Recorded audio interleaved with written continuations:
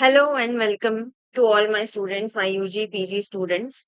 I am Mayuri Joshi, your teacher, और हम पढ़ रहे हैं UGC नेट दिसंबर 2026 का कॉमर्स। तो आई होप आप सब लोग ठीक होंगे, अच्छे होंगे। तो स्टार्ट कर लेते हैं without any delay. Last class में मैंने आपको ये पढ़ाया था, कन्वेंशंस पढ़ रहे थे हम लोग। यहाँ से आज से ये स्टार्ट करना है हमको, कैपिटल एंड रेवेन्यू आइटम्स को स्टार्ट करना है। एक सेकेंड मुझे देना, इसको मैं थोड़ा सा इंक्रीज कर लूंगी ताकि स्क्रीन में फिट आ जाए। ओके, तो आई होप आपने मेरे इंस्टाग्राम को, टॉप कॉमर्स के इंस्टाग्राम को फॉलो किया होगा और इसको भी, टेलीग्राम ग्रुप को। Please do join that group. ठीक है, तो आज हम ये पढ़ रहे थे, सेकंड क्लास है हमारी, class 2। Class 1 is already uploaded, you can check that out. ठीक है, क्लास 1 ऑलरेडी अपलोड हो चुकी है। इन्वायरमेंट एंड इंटरनेशनल बिजनेस की, business environment and international business की सारी लेक्चर्स में दे चुकी हूँ, सारे टॉपिक्स में कवर कवर कर चुकी हूँ, ऑल टॉपिक्स। तो वो आप जाके देख सकते हैं with MCQs also, and the same I am going to do with accounts also. तो ये हमारी सेकंड क्लास है आज अकाउंट्स की। तो हम पढ़ रहे थे कैपिटल एंड रेवेन्यू आइटम्स। तो कैपिटल एक्सपेंडिचर क्या होता है, रेवेन्यू एक्सपेंडिचर पढ़ेंगे आगे। तो बेसिकली कैपिटल एक्सपेंडिचर क्या होता है? ऐसे एक्सपेंडिचर जो हम लोग बिजनेस को आगे चलाने के लिए खर्चा करते हैं। ठीक है, ऐसी चीजें जो हम खरीदते हैं जो बिजनेस को आगे रन करने में हेल्प करेंगी, ऐसी चीजें जो हमारे बिजनेस को बिल्डअप करने में हेल्प करती हैं। तो बेसिकली वो परमानेंट नेचर की होती है या फिर फिक्स एसेट होती है। सबसे पहली बात तो ऐसी चीजें जो हमें आगे बेचनी नहीं है, उससे हमको अपनी चीजें प्रोड्यूस करनी है। जैसे कोई मशीनरी खरीदी है, तो मशीनरी हमने बेचने के लिए तो नहीं खरीदी है बिजनेस पर्सन ने। उस मशीनरी को वो लाएगा, रखेगा, उससे वो अपने प्रोडक्ट्स बनाएगा। और वो मशीन वो इस पर्पस के लिए खरीद रहा है कि वो 15-20 साल आराम से चलेगी। ठीक है, तो ऐसे एसेट्स जो फिक्स्ड होते हैं, परमानेंट होते हैं, जिसका बिजनेस में यूज होता है and not for immediate resale, जो प्रोडक्ट होते हैं उनको हम कहते हैं कैपिटल एक्सपेंडिचर। ठीक है, जो कि परमानेंट इंप्रूवमेंट या फिर एडिशन या एक्सटेंशन करवाते हैं, करते हैं एग्जिस्टिंग एसेट्स का, या फिर कोई नई ही एसेट हो सकती है। जैसे परचेज ऑफ प्लांट मशीनरी, जैसा मैंने बोला, इसका क्या मतलब होता है कि हम प्लांट एंड मशीनरी खरीद रहे हैं अपने बिजनेस को, रॉ मटेरियल को बनाने के लिए। ठीक है, तो ये वाले होते हैं कैपिटल एक्सपेंडिचर। तो इनका जो बेसिकली इनका जो पर्पस होता है, जो इनका नेचर होता है, क्या होता है? Capital expenditure result in increase in fixed assets. Capital expenditure जब भी हो रहा है तो क्या हो रहा है? फिक्स्ड एसेट्स इंक्रीज हो रही है, बढ़ रही है। ठीक है, तो क्या हो जाएगा? फिक्स्ड एसेट डेबिट हो जाएगी और क्रेडिट क्या होगा? या तो आप कैश में लोगे या फिर क्रेडिट में लोगे उस जो भी अमाउंट है। तो फिक्स्ड एसेट्स डेबिट होती रहेंगी और कैश क्रेडिट होता जाएगा। ठीक है, ये उसकी एंट्री होती है। तो इसमें क्या क्या आता है? इसमें परचेज कॉस्ट आती है, इसमें डिलीवरी कॉस्ट भी आती है, लीगल चार्जेस जो भी है वो आता है, इंस्टॉलेशन कॉस्ट भी इसमें ऐड होती है, अपग्रेडेशन कॉस्ट भी इसमें होती है, रिप्लेसमेंट कॉस्ट भी होती है। जैसे मशीनरी खरीदी, जो उसका खर्चा आया, जो फ्रेट आया, वो भी उसमें ऐड होगा। जो इंस्टॉलेशन चार्जेस कोई इंसान आएगा उसको इंस्टॉल करने के लिए, वो भी इंक्लूड करेंगे। तो वो मशीनरी की कॉस्ट में ऐड हो जाता है। सपोज 1 लाख की मशीन है, हमको फ्रेट एक्सपेंडिचर 10,000 के हुए। ठीक है, उसको मशीन को सेटअप करने का खर्चा 5,000 का आया, उसको और भी जो भी इंस्टॉलेशन या फिर इंस्टॉलेशन तो हो गया, डिलीवरी कॉस्ट या फिर ये सब 10,000 के और खर्चे आ गए, तो मशीन की कॉस्ट 1 लाख नहीं रही। मशीन की कॉस्ट इन सबको मिला के हो गई 1,25,000 हो गई। समझ में आया ना? तो 1,25,000 से ही हम मशीनरी की कॉस्ट अपने अकाउंट्स में ऐड करेंगे। ये जो सारे खर्चे हैं, ये भी मशीन की कॉस्ट में ऐड हो जाते हैं at the time of installation of the machinery. ठीक है, दूसरा आता है रेवेन्यू एक्सपेंडिचर। अब रेवेन्यू एक्सपेंडिचर ऐसे होते हैं जिनको हमको दोबारा रीसेल करने के लिए हम लोग खरीदते हैं। जैसे नॉर्मल बिजनेस एक्टिविटीज हम लोग करते हैं, मेंटेनेंस ऑफ फिक्स्ड एसेट्स हम लोग करते हैं, ये सारे रेवेन्यू एक्सपेंडिचर होते हैं। Direct benefit of such expenditure is as exhausted in the accounting period itself, जैसे कॉस्ट ऑफ फिनिश गुड्स। ठीक है, और एस्टेब्लिशमेंट कॉस्ट, ये सारे रेवेन्यू एक्सपेंडिचर होते हैं। ठीक है, इसमें रिपेयर कॉस्ट आ गई, maintenance charges, repainting cost, annual expenses, ये सारी चीजें आ गई। इसको बोलते हैं रेवेन्यू खर्चे। मतलब डे टू डे के खर्चे क्या होते हैं, जो बिजनेस को चलाने, बिजनेस की एक्टिविटीज को चलाने के लिए जो खर्चे होते हैं उनको रेवेन्यू एक्सपेंडिचर बोलते हैं। और capital expenditure one time investment ही होता है मोस्टली, और वो लॉन्ग रन में चलने के लिए होता है कि एक ही बार मशीनरी खरीदेंगे ना, बार बार रोज रोज मशीनरी नहीं खरीद सकते, क्योंकि उसकी कॉस्ट ही 1 लाख है। तो 1,25,000 हो गई है हमको सारी मिला के। तो ये खर्चा हम वन टाइम करेंगे ताकि वो मशीन चले 10-12 साल चले। ठीक है, इसलिए तो रेवेन्यू एक्सपेंडिचर की एंट्री क्या होगी कि रेवेन्यू एक्सपेंडिचर डेबिट होते हैं और जो भी जैसे भी पे कर रहे हो वो कैश या पेबल क्रेडिट हो जाता है। ठीक है, तो ये इसका एंट्री होती है। नेक्स्ट आता है डिफर्ड रेवेन्यू एक्सपेंडिचर। ये कौन से होते हैं? सर्टेन एक्सपेंडिचर ऐसे होते हैं जो पहले तो रेवेन्यू नेचर के होते हैं but benefit is not consumed और एग्जॉस्टेड इन द ईयर। मतलब हो सकता है एक्सपेंस हमने अभी कर दिया हो लेकिन उनके बेनिफिट हमको बाद में मिले, इस साल के लिए ना मिले। सबसे अच्छा एग्जाम्पल इसमें क्या होता है? Advertisement campaign.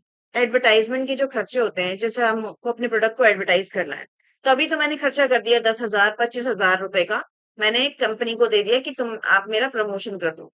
तो अब जो 25,000 खर्च किए हैं मैंने, वो किसके लिए खर्च किए हैं? ताकि मेरी सेल्स इंक्रीज हो। ठीक है ना, ताकि लोगों को पता चले मेरे प्रोडक्ट के बारे में। ठीक है, लोग अवेयर हों, इंफॉर्मेशन मिले मेरे प्रोडक्ट के बारे में। तो वो क्या एक बार में ही हो जाएगा? 25,000 मैंने खर्च किए तो धीरे धीरे ही लोगों को पता चलेगा। With in 6 month, with in 7 month लोगों को पता चलेगा कि हाँ ये नया प्रोडक्ट लॉन्च हुआ है। फिर उसकी एडवर्टाइज कैसे करेंगे? अदर अलग अलग प्लेटफॉर्म पे कर सकते हैं। न्यूज़पेपर सबसे मतलब प्रोमिनेंट होता है, फिर सोशल मीडिया आजकल बहुत प्रोमिनेंट हो गया है। इंस्टाग्राम पे आपने अपने प्रोडक्ट को एडवर्टाइज कर दिया। सोशल मीडिया के जितने भी प्लेटफॉर्म्स है, तो वो धीरे धीरे होता है ये। मतलब इसका जो बेनिफिट है वो एकदम नहीं मिलेगा कि आज मैंने खर्चा कर लिया और आज ही मेरी सेल्स बढ़ जाएगी। It's not possible. तो इनको ऐसे एक्सपेंस को क्या बोलते हैं? Deferred revenue. मतलब आज मैंने खर्चा किया लेकिन इसका बेनिफिट मुझे थोड़े टाइम बाद मिलेगा। तो ये एडवर्टीजमेंट एक बहुत ही अच्छा एग्जाम्पल इसमें आता है बन के। ठीक है, धीरे धीरे लोगों को 6 महीने के बाद पता चलेगा, तब मेरी सेल्स इंक्रीज होगी। ठीक है, तो अभी मेरे को खर्चा लेकिन पहले करना पड़ा, बेनिफिट मुझे 6-7 महीने बाद हुआ। ऐसे एक्सपेंडिचर हो जाते हैं डिफर्ड रेवेन्यू एक्सपेंडिचर। ठीक है, नेक्स्ट आता है कैपिटल इनकम। ये ऑपरेटिंग प्रॉफिट से नहीं होती है। ठीक है, जैसे मशीनरी की कॉस्ट थी 55,000, purchase by business for its use, जिसको हमने बेच दिया 70,000 में, तो प्रॉफिट कितना हो गया? कैपिटल इनकम में चला गया। मतलब ये ऐसे खर्चे हैं जो रोज रोज नहीं होंगे, कभी कभी होंगे। मशीनरी बहुत पुरानी हो गई है तो उसको मैंने बेच दिया। बेचने पे मुझे जरूरी नहीं हर बार प्रॉफिट ही हो, लॉस भी हो सकता है। तो लॉस क्या हो जाएगा? वो कैपिटल लॉस हो जाएगा। ये कैपिटल वर्ड क्यों यहाँ यूज कर रहे हैं? क्योंकि मशीन जब हमने खरीदी थी, तब मैंने ऊपर एग्जाम्पल दिया था ना, मशीन हमने जब खरीदी है तो वो कैपिटल एक्सपेंडिचर ही हुआ। सो हाँ, कैपिटल एक्सपेंडिचर हुआ। अब मशीन को बेचेंगे तो कैपिटल इनकम होगा, या तो प्रॉफिट होगा, या फिर लॉस हो जाएगा। ठीक है, या तो प्रॉफिट हो जाएगा उसको बेचने पे या फिर लॉस हो जाएगा। तो वो कैपिटल नेचर का ही होगा, वो रेवेन्यू नेचर का नहीं होगा। सिंपली इसका कहने का मतलब यही है। ठीक है, तो आई होप आपको समझ में आया होगा। हो सकता है आपने पहले भी ये चीजें पढ़ी हो और आपको पता भी हो। पता है तो अच्छी बात है, आपका रिवीजन हो रहा है। नहीं पता है तो आपको समझ में आ रहा है, तो इसको कैपिटल इनकम बोलेंगे। रेवेन्यू इनकम क्या होती है? Which is earn due to regular business transaction of a firm, जैसे profit on sale of goods. जो हम चीजें कर रहे हैं, जिसमें हम बिजनेस कर रहे हैं ओरिजिनली, उसको बेच के, जैसे जो भी मैं बिजनेस कर रही हूँ उसको गुड्स एंड सर्विस को बेच के जो मुझे प्रॉफिट हो रहा है, वो होती है हमारी रेवेन्यू इनकम। अब रेवेन्यू लॉस क्या होता है? Arises during a regular business transaction, जैसे हम गुड्स, कभी हमें प्रॉफिट होता है कभी हमें लॉस हो जाता है। तो वो कैसे होगा? कोई प्लांट एंड मशीनरी बेच के नहीं, रेगुलर जो हम जिस चीज में हम बिजनेस हमारा चल रहा है उसको ही, उसी के थ्रू। ठीक है, जो हमारे प्रोडक्ट बिक रहे हैं, जिसमें हम एक्चुअली बिजनेस कर रहे हैं, वो होता है हमारा रेवेन्यू, रेवेन्यू इनकम या फिर रेवेन्यू लॉस। ठीक है, आई होप यहाँ तक आपको क्लियर हुआ होगा चीजें। ठीक है, ये बेसिक टर्म्स है, ये बेसिक टर्म्स जो कई बार हमें आते हुए भी हम भूल जाते हैं। ठीक है, इसलिए मैं आपको रिवाइज करवा रही हूँ, ये अच्छे से डिटेल में पढ़ा रही हूँ। कई बार हम डिटेल में यूट्यूब पे भी अवेलेबल नहीं होता ये सारी चीजें। अब क्योंकि हम सीक्वेंस से पढ़ रहे हैं यूजीसी नेट, तो इसलिए ये सारी चीजें मैं आपको एज अ जैसे बेसिक लेवल से ही लेके पूरा फाइनल लेवल तक ले जा रही हूँ। ऐसा नहीं है कि बीच में ही मैंने कुछ और मतलब न्यूमेरिकल से स्टार्ट कर दिया, या मैं पहले कॉन्सेप्ट अच्छे से पढ़ा रही हूँ, फिर हम न्यूमेरिकल भी करेंगे। ठीक है, तो पहले बेसिक, फिर इंटरमीडिएट, फिर हाई लेवल, ऐसे हो जाएगा ताकि हर एक को समझ में आए। मेरा ऑब्जेक्टिव ये है कि हर एक को समझ में आना चाहिए, ना कि सिर्फ उन लोगों को जो बहुत ज्यादा इंटेलिजेंट है, सारे ही बच्चों को समझ में आना चाहिए। तो अब आता है टॉपिक कैपिटल रिसीप्ट्स का। Amount received in the form of capital from the owner as loan from outsider is known as capital receipts. इसमें क्या होगा, cash receive by selling, shares बेच दिए, डिबेंचर बेच दिए, परमानेंट एसेट बेच दिए, तो बेचने से जो भी इनकम आएगी उनको बोलेंगे कैपिटल रिसीव्ट्स। ठीक है, कैपिटल रिसीव्ट। जैसे कि amount receive from owner as a capital, ठीक है, जो भी ओनर से, जो भी मैं अपने बिजनेस में पैसा डाल रही हूँ, जो पैसा इन्वेस्ट कर रही हूँ, वो एक अमाउंट रिसीव्ड ही तो हो रहा है, तो कैश अकाउंट तो डेबिट हो जाएगा। ठीक है, फिर amount receive through the sale of shares, shares या डिबेंचर्स बेच दिए, उससे जो अमाउंट रिसीव होगा वो कैपिटल रिसिप्ट में आएगा। लोन रिसीव होगा, कैपिटल रिसिप्ट में आएगा। Amount receive from sale of old assets, ठीक है, पुरानी मशीनरी बेच दी तो भी कैपिटल रिसिप्ट में आता है, क्योंकि जब उसको खरीदा था तब वो कैपिटल एक्सपेंडिचर में गई थी, याद है ना। अदर रिसिप्ट, जो ऐसे रिसिप्ट, ऐसे कैश हमने जो रिसीव किया जो हम रोज रोज रिसीव नहीं करते, मतलब साल में एक बार रिसीव कर रहे हैं, 2 बार रिसीव कर रहे हैं, ऐसे अमाउंट जो हम रोज रोज रिसीव नहीं कर रहे हैं उनको बोलते हैं कैपिटल रिसिप्ट्स। ठीक है, सेकंड क्या आता है, क्या, रेवेन्यू रिसिप्ट्स। ये हम रेगुलर ट्रांजैक्शन से जो रिसीव कर रहे हैं उनको बोलते हैं रेवेन्यू रिसिप्ट्स। जैसे sale of goods and services, जो हमारा बिजनेस चल रहा है उसमें जो भी हमारी सेल्स हो रही हैं उससे जो पैसा आ रहा है उसको बोलते हैं रेवेन्यू रिसिप्ट्स।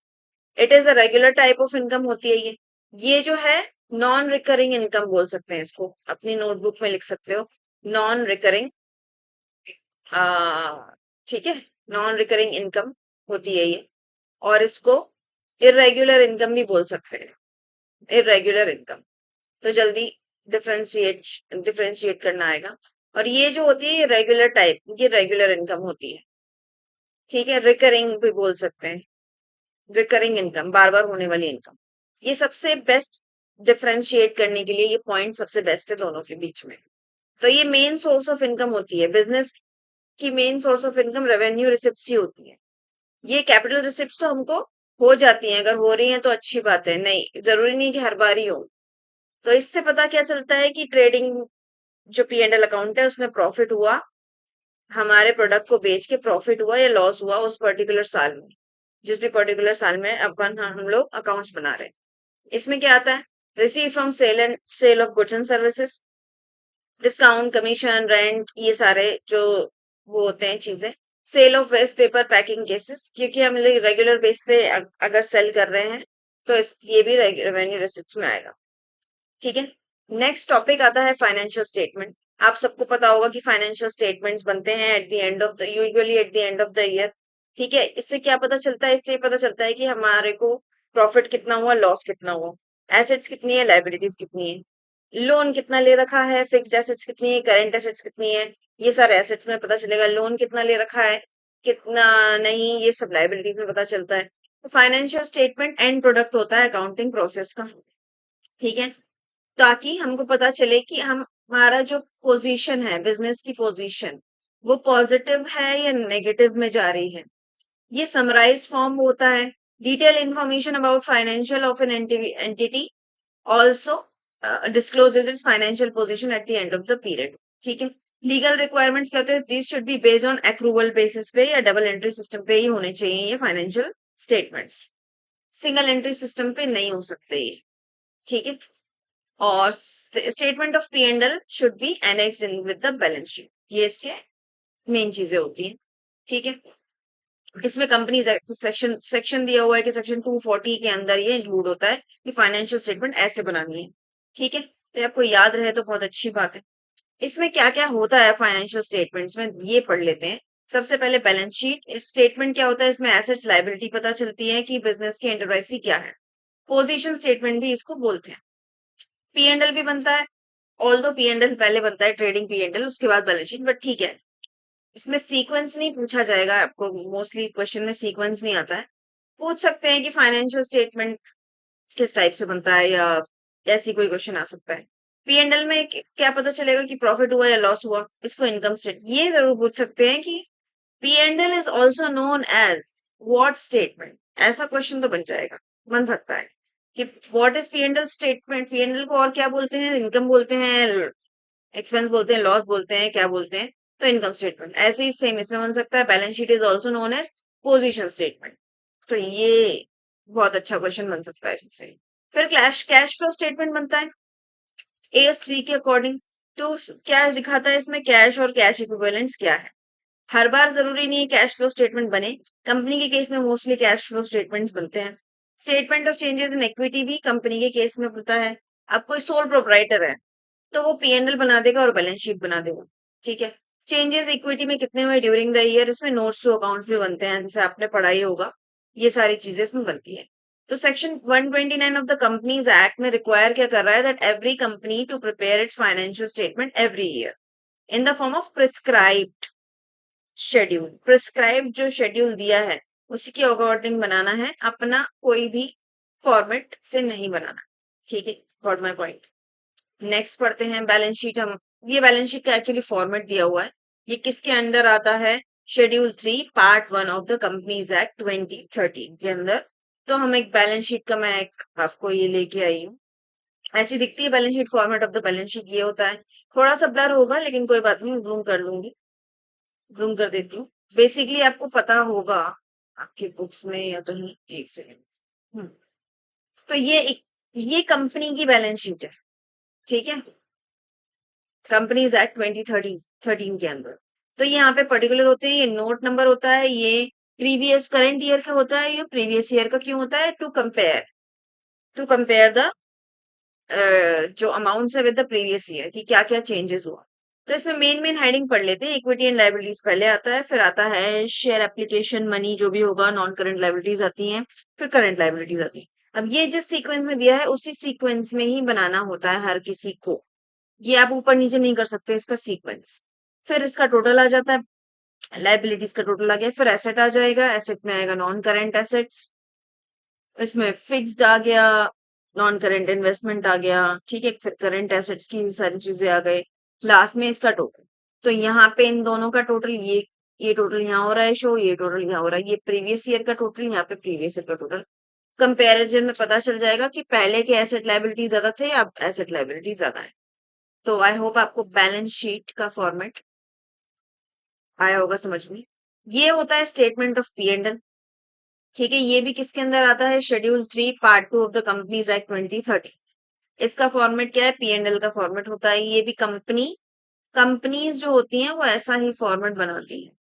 नॉर्मल तो पी&एल जैसा होता है आपको पता है ना, वो सोल प्रोपराइटर बनाता है, पर्टिकुलर अमाउंट यहाँ पे डेबिट, यहाँ पे क्रेडिट, ठीक है। इसमें क्या आता है, रेवेन्यू फ्रॉम ऑपरेशन कितने हुए, अदर इनकम, टोटल रेवेन्यू, ठीक है, टोटल कर दिया यहाँ पे भी, करंट पीरियड और प्रीवियस रिपोर्टिंग पीरियड। एक्सपेंसेस आ गए, ये सारे एक्सपेंसेस आ गए, ठीक है, फिर टोटल एक्सपेंसेस आ गए। अब इनकम में से एक्सपेंस माइनस कर देंगे, 3 - 4, ठीक है, ये जो 3 है इसमें से 4 को माइनस कर देंगे, 4 इन्होंने मेंशन करना भूल गए, ठीक है। फिर टैक्स जो भी होगा उसको माइनस कर देंगे, प्रॉफिट आफ्टर टैक्स PAT निकल के आ जाएगा। इस ईयर का और प्रीवियस ईयर का तो पता ही होगा पहले से। तो ये दो फॉर्मेट में आपके लिए लेके आई थी, आपको और अच्छे से समझ में आए। फिर आता है नेक्स्ट अकाउंटिंग स्टैंडर्ड्स, इसमें से क्वेश्चन आ सकता है। अकाउंटिंग स्टैंडर्ड्स वेरी इंपॉर्टेंट होते हैं, क्यों, क्योंकि वो फॉर्मुलेट करते हैं, हार्मोनाइज करते हैं अलग अलग अकाउंटिंग पॉलिसीज और प्रैक्टिसेस को जो हमारी कंट्री में यूज होती है, ठीक है। इसके ऑब्जेक्टिव यही होते हैं कि कैसे आपको अकाउंटिंग करनी है, ये बताते हैं अकाउंटिंग स्टैंडर्ड। प्रोवाइड करते हैं meaningful information various users of the financial statement.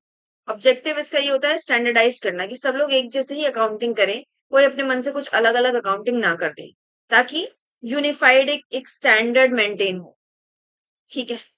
तो कहीं ऐसा ना हो कि एक CA चार्टर्ड अकाउंटेंट गुजरात में अकाउंटिंग कर रहा है, फिर वो मुंबई में अकाउंटिंग करने गया तो वहां उसने देखा कि अकाउंटिंग ही उल्टी सीधी करी हुई है। तो स्टैंडर्डाइज रखने के लिए कि पूरे पैन इंडिया में एक जैसा फॉर्मेट फॉलो हो रहा है इन टर्म्स ऑफ अकाउंटिंग, तो इसलिए इंड AS क्या होता है, इंड AS भी एक चीज होती है, इंडियन अकाउंटिंग स्टैंडर्ड, ठीक है। इसमें अकाउंटिंग स्टैंडर्ड नोटिफाइड बाय कौन करता है, MCA, ministry of corporate affairs, जो देती है कि ऐसे ऐसे आपको अकाउंटिंग करनी है, ठीक है, which are converge with the ये IFRS से कई मिलते जुलते हैं, ठीक है, कई बार मतलब मिलते जुलते ही रखे हुए हैं, ताकि यहाँ का सीए जब इंटरनेशनली भी जाए तो भी वो सिमिलर सिमिलर ही हो अकाउंटिंग। तो board of Institute of Chartered Accountants of India ही ये सब चीजें करता है इसमें, ठीक है, फॉर्मुलेट करता है स्टैंडर्ड्स कि सीएस जो है उनको कैसे क्या फॉलो करनी है अकाउंटिंग।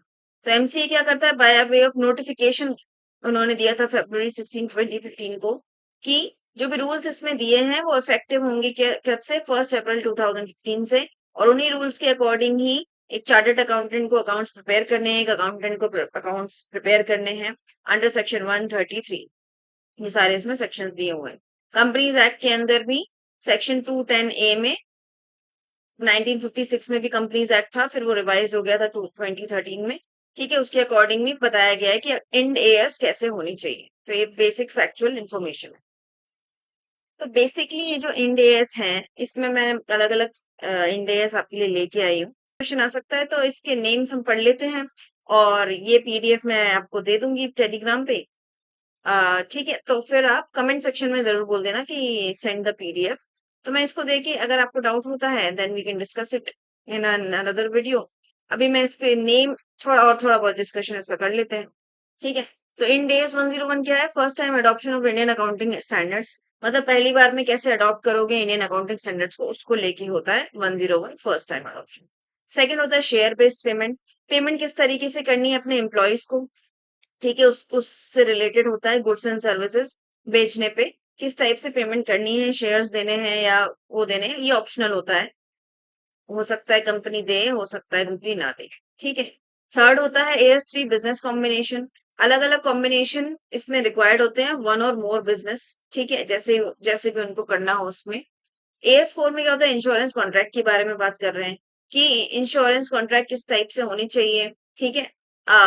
इंश्योरेंस कॉन्ट्रैक्ट क्या होता है कि तो आपको पता है ना, ये one party gives insurance to other party, जिसको चाहिए होता है इंश्योरेंस, ठीक है। इसमें एक पॉलिसी होल्डर होता है, एक इंश्योरेंस कंपनी होती है, तो वो चीजें हो गई इसमें।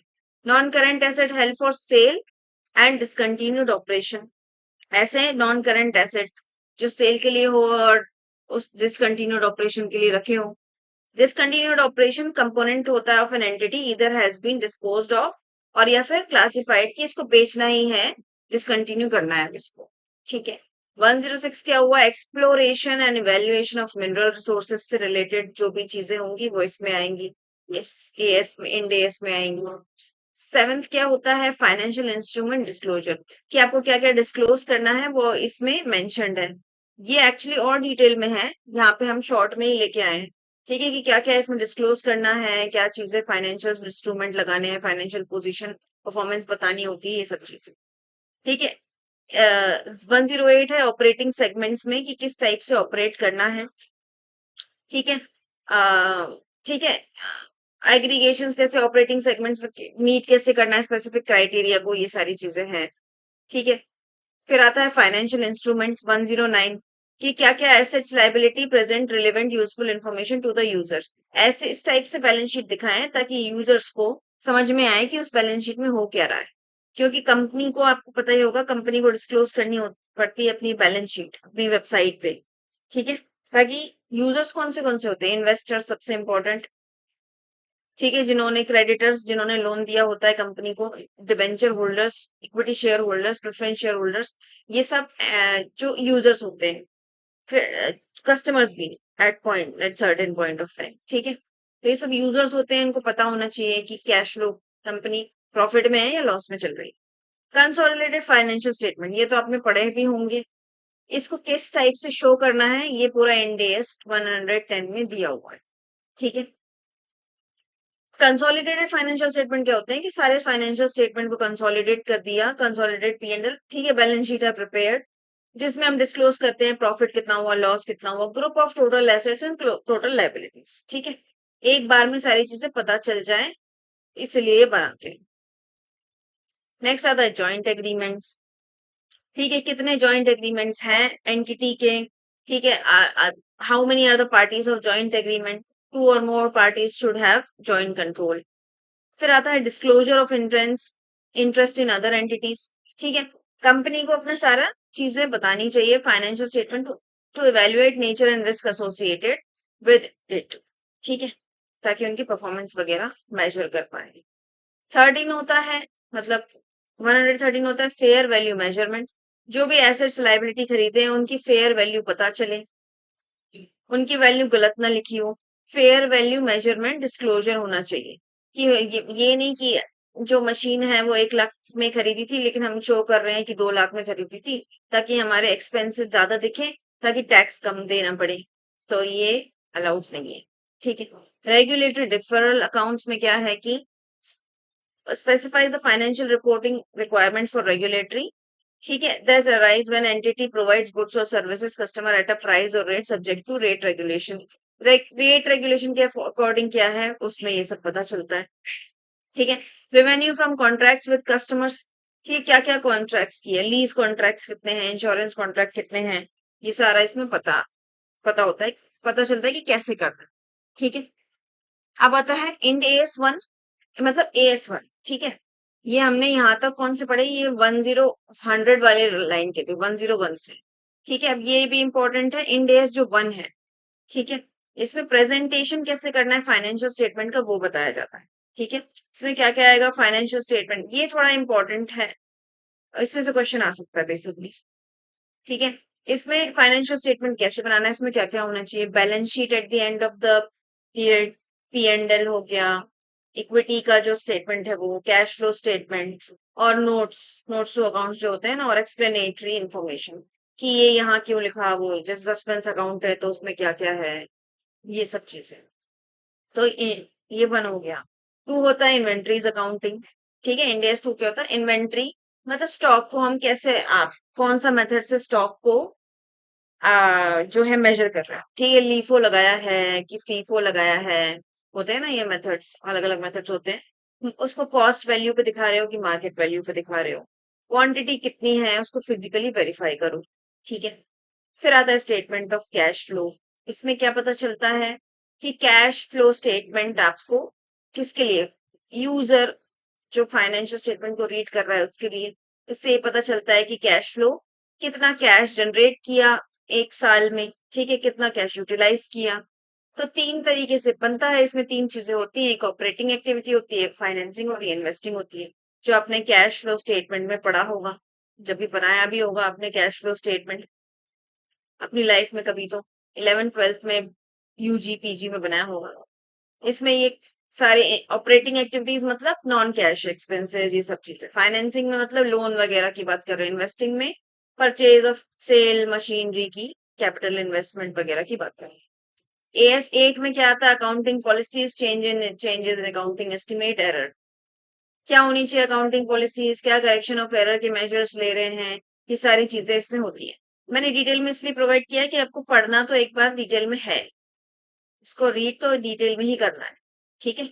मैं इसको बस ऊपर ऊपर से आपको समझा दे रही हूँ कि इसमें वो है क्या, इसमें बोल क्या रहे हैं। फिर इवेंट्स आफ्टर द रिपोर्टिंग, हो सकता है कुछ इवेंट्स बाद में हुए हो जो हमको रिपोर्ट करने जरूरी है, ठीक है, वो भी, ठीक है। आफ्टर द रिपोर्टिंग पीरियड्स कुछ अगर अकर हो रहे हो तो वो सारे इसमें मेंशन करने होते हैं। कंस्ट्रक्शन कॉन्ट्रैक्ट आता है AS11, इसमें लॉन्ग टर्म कंस्ट्रक्शन कॉन्ट्रैक्ट इसमें इन्वॉल्व होते हैं, ठीक है। Revenue should be recognise, how to measure, कैसे कॉन्ट्रैक्टर की बुक्स में रेवेन्यू को मेजर करेंगे, ये सारी चीजें इसमें होती है, ठीक है। ये सारी चीजें आप इसको रीड कर लेना। इनकम टैक्सेस का आता है AS12, कि इनकम टैक्स के लॉस के अकॉर्डिंग ही आपको चलना है, ठीक है। P&L टैक्स कितना पे करना है, कितना लायबल है, कितना पे करने के लिए एडवांस टैक्स कितना पे किया, ये सब चीजें इसमें आती हैं, अक्रूवल बेसिस पे होता है, ठीक है। प्रॉपर्टी प्लांट एंड इक्विपमेंट, इसमें आप अपनी प्रॉपर्टी प्लांट एंड इक्विपमेंट को कैसे डील कर रहे हैं, 16 में इंड AS16 की बात कर रहे हैं, ठीक है, उसकी बात की गई है, ठीक है। इसमें प्रॉपर्टी प्लांट जो भी इसमें चेंजेस आए हैं, जैसे मशीनरी थी ऑलरेडी थी, फिर और मशीनरी खरीद ली, इसी में ही ऐड कर दी, तो मशीनरी की वैल्यू बढ़ाई या अलग से शो कर रहे हैं, वो सब चीजें। 17 आता है लीजेस का, Ind AS17 is for leases. Lease क्या होता है, एग्रीमेंट होता है जिसमें एक लेसर होता है एक लेसी होता है, ठीक है। वो अपनी लीज को बेचता है और वो लीज को यूज करता है, ठीक है, फॉर लॉन्ग टर्म के लिए। टू पार्टीज इसमें इन्वॉल्व होती है, लेसर लेसी होता है, अपनी एसेट को लीज पे दे देता है वो। तो इसके टू टाइप्स होते हैं, ऑपरेटिंग लीज होता है और फाइनेंस लीज होता है, ठीक है। रेवेन्यू की बात कर रहे हैं, एएस इंड एस 18 में, इंड लिखना इसमें रह गया, ठीक है। रेवेन्यू रिकॉग्निशन कैसे करना है, ठीक है। रेवेन्यू का क्या मतलब होता है, ग्रॉस इनफ्लो ऑफ कैश, मतलब जितना भी हमने सेल करी वो सब रेवेन्यू में आएगा, ठीक है। रेवेन्यू में प्रॉफिट भी इंक्लूड होता है, ठीक है, बट प्रॉफिट में रेवेन्यू इंक्लूड नहीं होता है, तो you should know this. Revenue is a charge made to customer clients, ठीक है, कि जितना आपने गुड्स बेचे, सर्विसेज बेची। 19 में क्या आता है, एम्प्लॉय के बेनिफिट्स। आईसीएआई ने रिवाइज किया है इसको, कि कब किया था, 2006 में, कि एम्प्लॉय में क्या क्या, एम्प्लॉय को क्या क्या बेनिफिट्स मिलने चाहिए जो आपके काम कर रहे हैं आपके ऑफिस में उनको। इंड एस 20 बोल रहा है accounting for government grants and disclosure of government assistant. Government से अगर कोई ग्रांट लिया है, गवर्नमेंट का कोई असिस्टेंस लिया है, उसको आपको डिस्क्लोज करना ही पड़ेगा ना। जैसे गवर्नमेंट से कोई सब्सिडी ली है तो उसको डिस्क्लोज करना पड़ेगा। ये सारी चीजें इसमें आती है, ठीक है। फिर effects of changes in foreign exchange rate, AS21, Ind AS21। Foreign exchange, अगर आपका इंपोर्ट एक्सपोर्ट का बिजनेस है तो फॉरेन एक्सचेंज रेट में क्या क्या आपको मतलब चेंजेस हो रहे हैं, ये सब चीजें इसमें डिस्क्लोज करनी पड़ेगी। उसमें नेट प्रॉफिट लॉस कितना हुआ, ये सब चीजें, ठीक है। तो मैं आई होप आपको समझ में आ रहा होगा। वैसे आपको एक एक बार इसको रीड करने की जरूरत है, क्योंकि इसमें न्यूमेरिकल क्वेश्चन ज्यादा आते हैं, अकाउंट्स एंड ऑडिटिंग पूरा ही अगर देखें तो। और जब हम एमसीक्यू करेंगे तब आपको और अच्छे से समझ में आ जाएगा। जब इसकी एमसीक्यू करेंगे ना, तब आपको और समझ में आ जाएगा अच्छे से। फिर वही बोरोइंग कॉस्ट, ठीक है।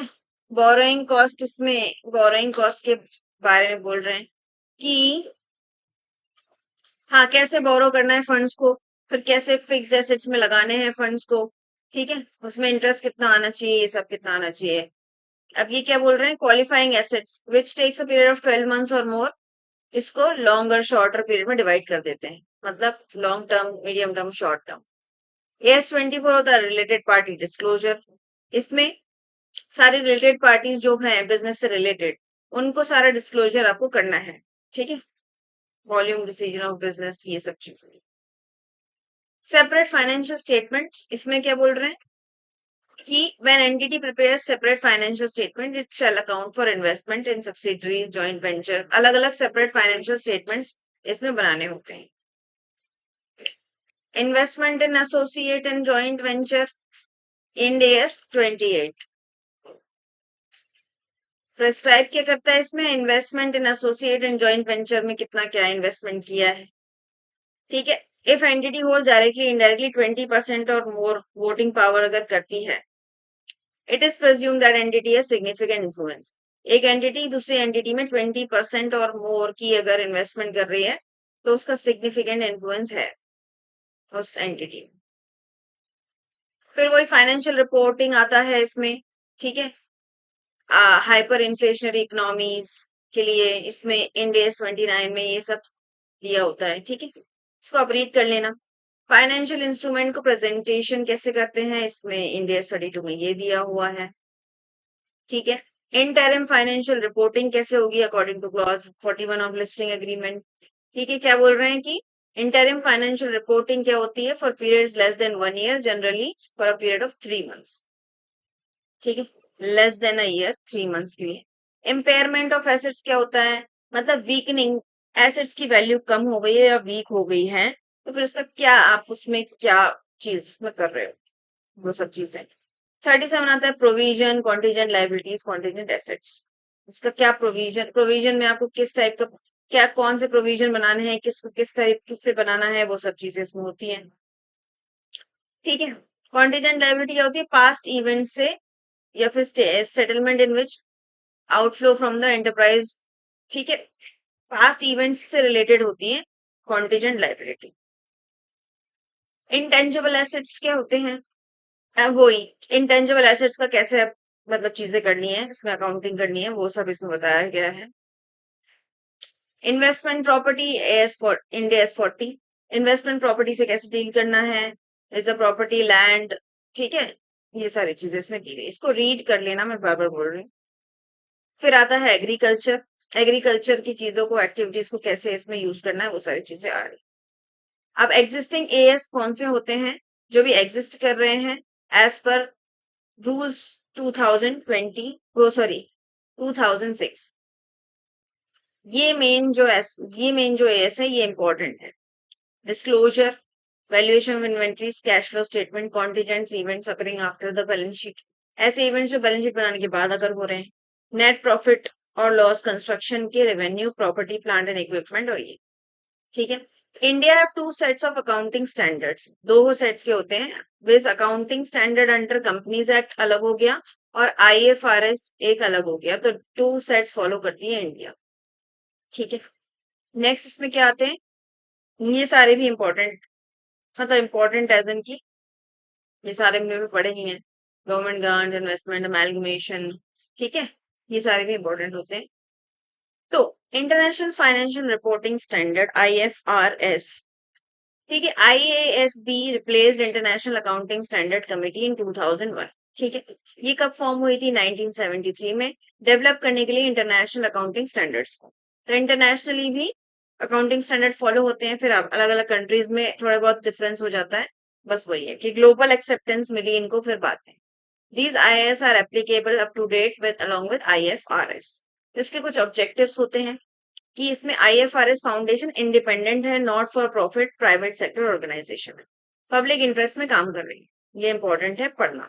इसके ऑब्जेक्टिव्स का क्वेश्चन आ सकता है, क्यों मतलब क्या करती है, develop single set of high, single set मतलब एक जैसा, जैसे मैंने बोला था सीक्वेंस में और स्टैंडर्डाइज फॉर्मेट में, हाई क्वालिटी होने चाहिए, अंडरस्टैंडेबल समझ में आना चाहिए, ऐसे जो इन्फोर्स कर पाए ग्लोबली, जिसको एक्सेप्ट कर पाए इंटरनेशनल मार्केट में, और through standard body of the IASB, promote करना यूज एंड एप्लीकेशन ऑफ दो standards, to take amount of financial reporting in needs emerging economies and, ठीक है, मीडियम साइज, सारे सब टाइप की एंटिटी में ये मिक्स हो जाए, ठीक है।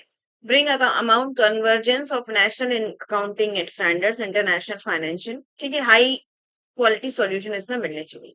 तो अब हम मिलते हैं क्लास 3 में, ठीक है, लेक्चर 3 में मिलेंगे विद थोड़ा बहुत आगे का और डिस्कशन करेंगे। एमसीक्यू क्लास भी मैं होपफुली मैं ले आऊंगी इसके एमसीक्यू से, और जल्दी इसको एक्सप्लेन। बेसिकली ये सारा थ्योरी था, इसलिए इसमें इतना मतलब मैंने बता दिया आपको कि ऐसा इतना इतना इसमें आपके कोर्स में है, सिलेबस में है, तो इसको आप रीड आउट करना है, इसमें कुछ भी कॉन्सेप्चुअल नहीं है। जब न्यूमेरिकल आएंगे तो और थोड़ा इंटरेस्ट आएगा, पर ये बताना जरूरी था, इसलिए मैंने क्लास में ये सारा बता दिया है, ठीक है। तो you can follow top commerce classes, इसको सब्सक्राइब करिए, लाइक करिए, शेयर करिए, जो भी सजेशन है आपके कमेंट्स में बताइए मुझे, और नेक्स्ट वीडियो में जल्दी ही मिलते हैं। Thank you.